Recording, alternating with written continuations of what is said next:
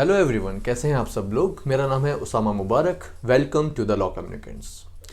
दोस्तों, कैसा लगेगा आपको अगर आपको एक्सप्रेशन का अधिकार, आपके बोलने का अधिकार आपसे छीन लिया जाए।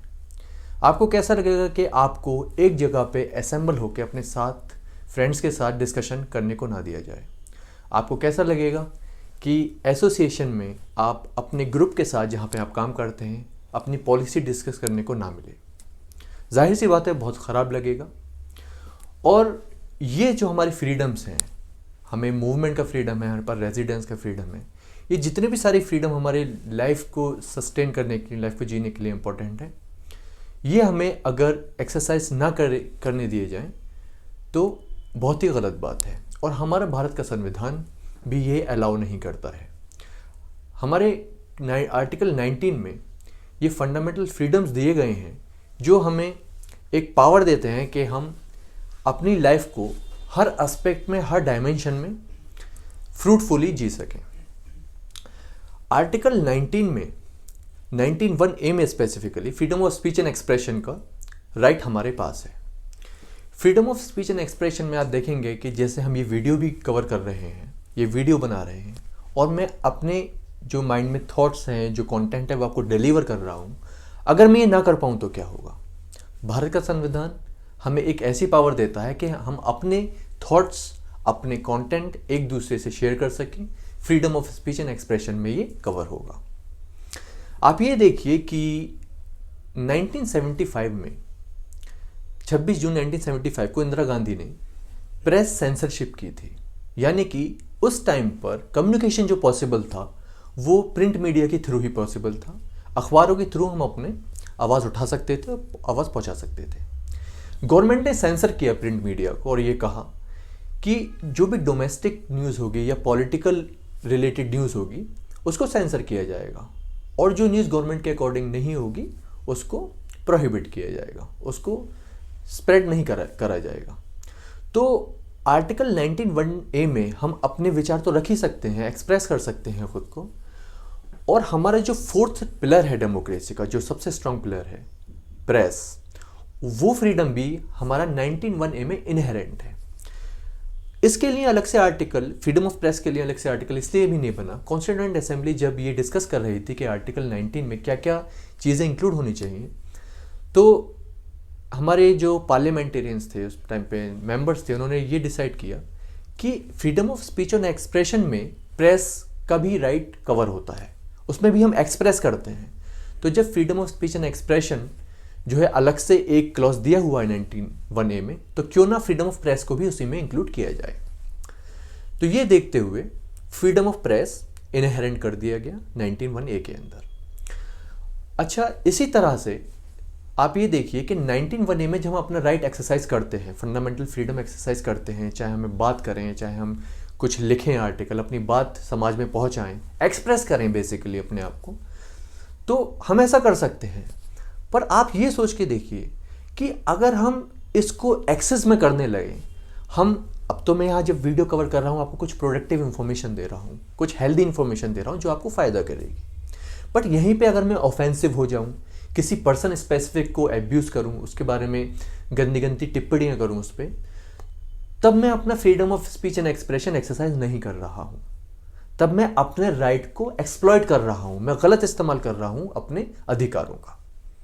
तो मेरे इस अधिकार पर रिस्ट्रिक्शन लगाने के लिए आर्टिकल 19 क्लॉज 2 से लेकर आर्टिकल 19 क्लॉज 6 तक रिस्ट्रिक्शंस दे रखे हैं गवर्नमेंट के द्वारा। और स्पेसिफिकली आर्टिकल 19 क्लॉज 2 में आर्टिकल 19(1)(a) जो freedom of speech and expression है उसको रेगुलेट करने के लिए स्टेट गवर्नमेंट के पास ये पावर है कि जब भी मैं freedom of speech and expression का गलत इस्तेमाल करूं और गलत तरीके से किसी को डिनिमाइज करूं या किसी को हरास करूं या एब्यूसिव और ऑफेंसिव लैंग्वेज यूज़ करूं और ये शो करूं कि मैं freedom of speech and expression exercise कर रहा हूं, तब स्टेट गवर्नमेंट मेरे ऊपर ये रिस्ट्रिक्शन लगा सकती है, मेरे इस फ्रीडम पर रिस्ट्रिक्शन लगा सकती है कि आप ऐसा नहीं कर सकते। और ये किस बेसिस पे लगा सकती है? वो इस बेसिस पे लगा सकती है जब भी मैं इंडिया की सोवरेनिटी या फिर इंटेग्रिटी या मोरालिटी या पब्लिक ऑर्डर को हार्म करूंगा, तो मेरे इस राइट को, जो कि freedom of speech and expression है, उस पर रीजनेबल रिस्ट्रिक्शन गवर्नमेंट लगा देगी। इसी तरह से 19(1)(b) में हम ये देखते हैं कि freedom to form assembly, peaceful assembly form करने का provision article 19 sub clause 1(b) में दिया हुआ है।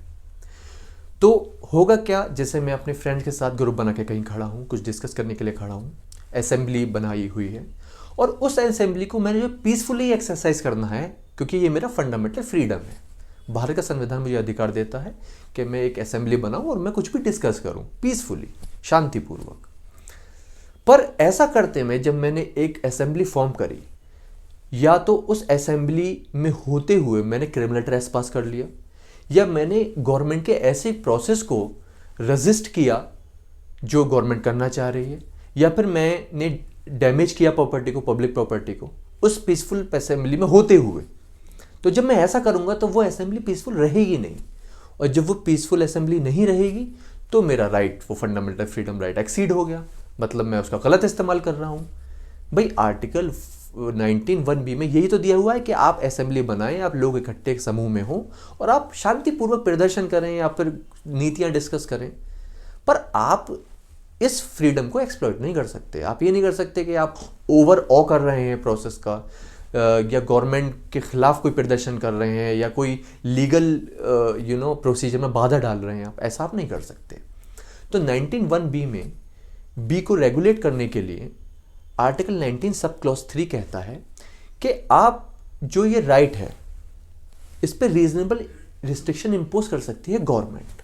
कैसे कर सकती है भाई? आप ये देखिए, आप सड़क पे गए, आपने असेंबली फॉर्म करी, 5-6 लोग हैं उसमें, और आप एनआरकी क्रिएट करने लगे, लॉलेसनेस लाने लगे समाज में, या फिर एफरे करने लगे, लड़ाई झगड़े करने लगे, और एक केओस की सिचुएशन, उपद्रव की सिचुएशन आ गई। ट्रैफिक रुक गया, भीड़ लगने लगी, हाँ, स्मूथ ट्रैफिक नहीं हो पा रहा, वहाँ पे लोग निकल नहीं पा रहे, एक एंटी सोशल एलिमेंट की तरफ वहाँ पे काम कर रहे हैं। तो 19 क्लॉज 3 में स्टेट गवर्नमेंट के पास ये पावर है कि रीजनेबल रिस्ट्रिक्शन लगाए, क्योंकि हो क्या रहा है कि 19 क्लॉज 3 में पब्लिक ऑर्डर भी तो दिया हुआ है जिसके बेस पे स्टेट गवर्नमेंट रीजनेबल रेस्ट्रिक्शन लगाएगी। तो पब्लिक ऑर्डर आप वायलेट कर रहे हैं, मोरालिटी भी हार्म हो रही है, और हमारे देश की जो इंटेग्रिटी है और सोवरेनिटी है वो भी हार्म हो रही है। तो इसके बेस पे आपके फ्रीडम को रिस्ट्रिक्ट कर देगी स्टेट गवर्नमेंट। आगे देखिए आर्टिकल 19 में 19(1)(b) में, या article 19(1) freedom of speech and expression को एक बार हम देखते हैं कि उसमें एक केस मुझे याद आया, वो है Bijoy Emmanuel versus union of India का केस। बहुत ही इंपॉर्टेंट केस है, वो मैं आपको इसलिए भी बताना चाहता हूँ जिससे आपका ये freedom of speech and expression concept और कंसोलिडेटेड हो जाए।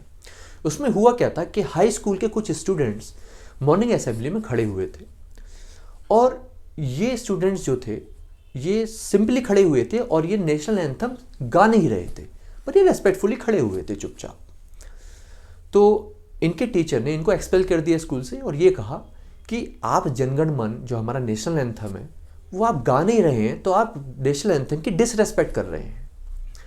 तो इन बच्चों को एक्सपेल कर दिया। तो इनके पेरेंट्स ने और ये लोग हाई कोर्ट चले गए ये रिलीफ लेने के लिए कि अगर हम खड़े हैं और हम नेशनल एंथम नहीं गा रहे हैं तो हम कोई फंडामेंटल राइट का वायलेशन नहीं कर रहे हैं, या हम डिसरेस्पेक्ट नहीं कर रहे हैं नेशनल एंथम की।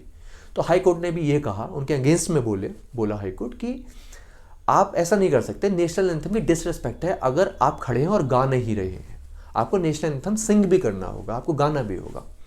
फिर ये लोग स्पेशल लीव पेटिशन में आर्टिकल 136 के अंदर सुप्रीम कोर्ट से रिलीफ लेने के लिए गए। सुप्रीम कोर्ट ने दूसरी अप्रोच अडॉप्ट करी और ये बोला कि ये जो बच्चे हैं इनका बैकग्राउंड ये है कि ये जिवोहा बिलीफ से बिलोंग करते हैं। इनके बिलीफ सिस्टम में ये है कि इनसे रिलेटेड जो गॉड हैं इनकी भक्ति में लीन होकर ये गाथा कर सकते हैं और अपने भगवान के लिए कीर्तन कर सकते हैं। तो अगर इनका ऐसा विश्वास है और उसके अलावा वो और कुछ नहीं कर सकते हैं, तो अगर वो नेशनल एंथम को इस तरह से प्रैक्टिस कर रहे हैं कि वो खड़े हुए हैं और रेस्पेक्टफुली खड़े हुए हैं, तो वो कोई भी गलत काम नहीं कर रहे हैं। तो उनको मतलब ये राइट होगा कि आप अगर फंडामेंटल फ्रीडम जो हमारा स्पीच एंड एक्सप्रेशन का है उसमें साइलेंट रहने का भी अधिकार है। ऐसा नहीं है कि स्पीच एंड एक्सप्रेशन में आपको सिर्फ बोलना ही बोलना है, आपको बोलने का अधिकार है।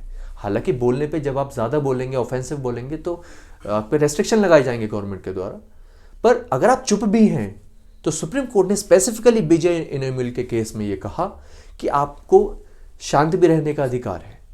तो ये बहुत इंपॉर्टेंट एनालॉजी ड्रॉ करी कोर्ट ने कि इन बच्चों को रिलीफ देते हुए कि अगर आप शांत खड़े हैं तो उसमें कोई वायलेशन आप किसी तरीके का नहीं कर रहे हैं, you have the right to remain silent. अब 19(1)(c) में देखिए फ्रीडम ऑफ एसोसिएशन की बात होती है। फ्रीडम ऑफ एसोसिएशन में क्या होता है कि जैसे अगर मैं एग्जांपल लूँ, कुछ फैक्ट्री के कुछ लोग आपस में इकट्ठे होकर कुछ नीतियाँ बना रहे हैं, कुछ पॉलिसी डिस्कस कर रहे हैं, क्या कंपनी की गलत है, क्या सही है, कैसे इम्प्रोवाइज हो सकता है। तो वो एसोसिएशन बनाने में अगर वो हड़ताल कर रहे हैं, हाँ, उनको कुछ गलत लगा, उनको रिलीफ नहीं मिल रहा, या एज अ वर्कर वो फैक्ट्री में है, उनको रिलीफ नहीं मिल रहा है, या उनकी पे नहीं बढ़ाई जा रही है, हाँ, तो अगर वो लॉकआउट कर रहे हैं, या फिर जैसे एक टर्मिनोलॉजी चलती है कि भारत बंद हो गया, कोई मार्केट नहीं खोलेगा, दुकान नहीं खोलेगी क्योंकि गवर्नमेंट उनकी नीतियाँ या कोई स्पेसिफिक कंपनी उनकी पॉलिसी पे डिस्कशन नहीं कर रही है, ठीक है। अब जैसे मैं एग्जांपल लूँ, फार्मर्स प्रोटेस्ट चल रहा है ना, तो फार्मर्स ये कह रहे हैं कि भाई हम फसल नहीं उगाएंगे, कुछ नहीं करेंगे अगर गवर्नमेंट ये 3 कानून वापस नहीं लेती है। तो उसी तरह से, उसी प्रकार से अगर जितने भी हमारे बिजनेस ओरिएंटेड लोग हैं, जो रिटेलर्स हैं, वो अपनी शॉप बंद कर दें, भारत बंद का ऐलान कर दें, तो वो फ्रीडम ऑफ एसोसिएशन में कवर होना चाहिए, ऐसा वो लोग चाहेंगे। पर एक केस था, वो केस ये आया कि जो हमारा राइट टू लॉकआउट है, राइट टू स्ट्राइक है, कोर्ट ने ये कहा था कि राइट टू लॉकआउट और right to strike freedom of association में कवर नहीं होता है। आप ये नहीं कह सकते हमारे पास एसोसिएशन का अधिकार है तो हम भारत बंद भी कर सकते हैं, अपने बिजनेस को खोलेंगे नहीं, ऐसा जो है कवर नहीं होगा हमारा फ्रीडम ऑफ एसोसिएशन में। अब दोस्तों आप ये देखिए कि 19(1)(d) जो हमारा क्लॉज है वो रेगुलेट होता है 19 क्लॉज 5 में, और 19(1)(e) जो है वो हमारा रेगुलेट होता है 19 क्लॉज 5 में। डी और ई 19(1)(d) में दिया हुआ है मूवमेंट का अधिकार कि पूरे इंडिया में आप कहीं भी टेरिटरी में मूव करें तो कोई दिक्कत नहीं है, पर मूवमेंट करते समय आप ये ध्यान रखें कि जनरल पब्लिक का जो इंटरेस्ट है उसको कोई हार्म नहीं पहुंचना चाहिए। या जैसे 19(1)(e) में दिया हुआ है कि आप रेजिडेंस का अधिकार है, आपको कहीं भी आप घर लें, या आपकी पोस्टिंग में ट्रांसफ़र हो गया, आपको दूसरी जगह पर रहना पड़ रहा है, वहाँ पे आप घर ले रहे हैं, तो आप ले तो सकते हैं घर, पर जनरल पब्लिक को हार्म नहीं होना चाहिए। और जो शेड्यूल ट्राइब है, क्योंकि कुछ ऐसी एक प्रैक्टिस रही है, जब लोग घर लेते हैं तो कुछ नियर बाय में कुछ शेड्यूल ट्राइब के घर होते हैं, उनको घर को ख़त्म कर देते हैं, उनकी टेरिटरी में एंक्रोच कर लेते हैं, बिना आज्ञा के प्रवेश कर लेते हैं, या उनको घर ही हटा देते हैं, अपना घर बना लेते हैं। तो ऐसी प्रैक्टिस नहीं होनी चाहिए। अगर आप रेजिडेंस का अधिकार है, आपके पास घर लेने का अधिकार है, या मूवमेंट का अधिकार है, तो आप ये ध्यान रखिए स्टेट गवर्नमेंट के पास पावर है कि रीजनेबल रिस्ट्रिक्शन लगा सकती है to protect the interest of the general public and for the protection of the schedule tribe. क्योंकि मूवमेंट और रेजिडेंस हम एक ही क्लॉज में पढ़ रहे हैं, तो इस पे रिस्ट्रिक्शन भी सेम ही अप्लाई होंगे। तो ये ध्यान रखना है, स्टेट गवर्नमेंट रीजनेबल रिस्ट्रिक्शन लगा सकती है। अच्छा, ये देखिए कि 19(1)(f) जो था वो ओमिट कर दिया गया, उसमें प्रॉपर्टी का अधिकार की बात थी, उसको 44th अमेंडमेंट जो हुआ था 1978 का, उसको फंडामेंटल फ्रीडम्स में से हटा दिया, ओमिट कर दिया, और उसको एक लीगल राइट बना दिया गया, राइट टू प्रॉपर्टी का। तो 19(1)(f) तो वैसे ही ओमिटेड है। तो 19(1)(g) की बात करते हैं, जिसमें सिटीजन्स को राइट टू प्रोपेगेट बिजनेस है, अपना ऑक्यूपेशन प्रैक्टिस कर सकते हैं वो, और प्रोफेशनल कोई भी बिजनेस ग्रो कर सकते हैं, ये उनको फ्रीडम मिला हुआ है। और ये फ्रीडम इस तरीके से है कि जो इस पर reasonable restriction state government apply करेगी। आपको ये ध्यान रखना है ये फंडामेंटल फ्रीडम एक्सरसाइज करते टाइम कि अगर आपके पास प्रोफेशन परस्यू करते समय आपके पास प्रोफेशनल क्वालिफिकेशंस नहीं है, या आपकी जॉब इस तरह की है कि आपके पास टेक्निकल स्किल्स नहीं है, तो आपकी एलिजिबिलिटी क्राइटेरिया को फेल माना जाएगा। स्टेट गवर्नमेंट ये रीजनेबल रिस्ट्रिक्शन अप्लाई करेगी, इम्पोज करेगी, और कहेगी जब आप इस क्राइटेरिया को इस जॉब के लिए फुलफिल ही नहीं करते तो आप कैसे ये एजर्ट कर सकते हैं, कैसे कह सकते हैं कि आपके पास फ्रीडम का अधिकार है, अपना ऑक्यूपेशन या प्रोफेशन को प्रैक्टिस करने का अधिकार है, आप नहीं कह सकते। अब सपोज करिए कि मैं एक इंजीनियर हूँ, मैं सिविल इंजीनियर हूँ, अब मुझे ये पता ही नहीं है कि क्या लागत लगेगी एक पुल बनाने के अंदर, क्या उसके इन्स एंड आउट्स हैं, क्या टेक्निकल नॉलेज चाहिए उसे बनाने में। तो आपके पास जब नॉलेज नहीं है, आपके पास एक्सपीरियंस नहीं है, तो आपको उस जॉब के लिए परफेक्ट नहीं माना जाएगा, एप्ट नहीं माना जाएगा। तो गवर्नमेंट के पास पावर है कि रीजनेबल रेस्ट्रिक्शन लगाए। आपको अपना अधिकार जो प्रोफेशन का है या जॉब लेने का अधिकार है ऑक्यूपेशन में या बिजनेस में, ठीक है, उस पर रिस्ट्रिक्शन लगा सकती है गवर्नमेंट, और लगाना भी चाहिए। When you are not suitable for a particular job which is requiring the particular skill, then you should certainly be prohibited to pursue that profession. आपको रोक दिया जाएगा। तो दोस्तों, आर्टिकल 19 में फंडामेंटल फ्रीडम्स की हमने बात की, और इस वीडियो को आप दोबारा से देखिए, और बार बार मैं सजेस्ट करूंगा देखिए, आपको क्लियरिटी मिलेगी और आपको फायदा करेगा जुडिशियरी एग्जाम्स के लिए भी और आपकी लीगल नॉलेज के लिए भी। नेक्स्ट वीडियो में हम कवर करने वाले हैं आर्टिकल 20 को, और आप इस वीडियो को ज़्यादा से ज़्यादा लाइक करिए, शेयर करिए, सब्सक्राइब करिए। प्लीज़ प्लीज़ आपसे ये रिक्वेस्ट है, ये अपील है कि ज़्यादा से ज़्यादा शेयर करें। और कोई भी डाउट आपको इस वीडियो से रिलेटेड लगता है तो डिस्क्रिप्शन में कमेंट कर दें, हमारी टीम आपको रिवर्ट करेगी with in 24 hours. Thank you, stay tuned.